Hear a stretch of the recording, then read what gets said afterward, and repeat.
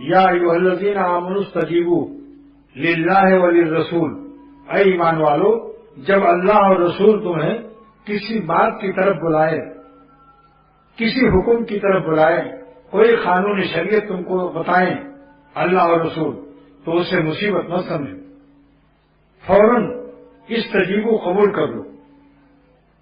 کیوں؟ میرے شیخ شاہ عبد الغنی مرشد رحمۃ اللہ علیہ فرماتے تھے، کیوں؟ لما یحییکم اذا دعاکم لما یحییکم، اللہ تعالیٰ تم کو، ترجمہ حکیم امت کا ہے، اللہ تعالیٰ تم کو بلا رہے ہیں، اللہ اور رسول کس طرف؟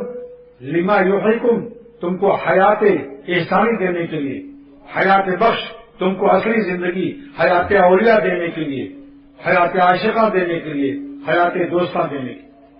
لما یحییکم، معلوم ہوا کہ اللہ پر مرنا یہ موت نہیں ہے، حیات ملتی، یہی دلیل ہے آیت۔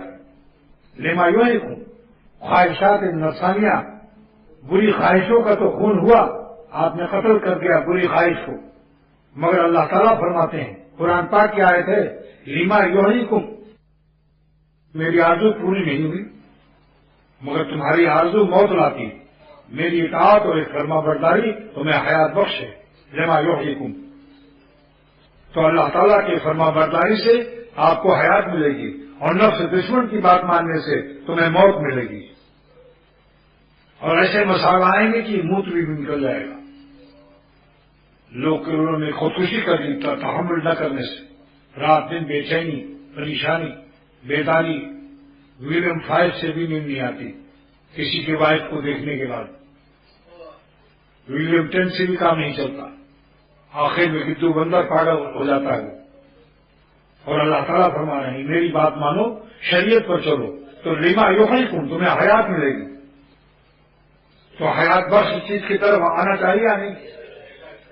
سبحان اللہ، اللہ تعالیٰ کی فرما برداری میں ہماری حیات، نافرمانی میں موت ہے۔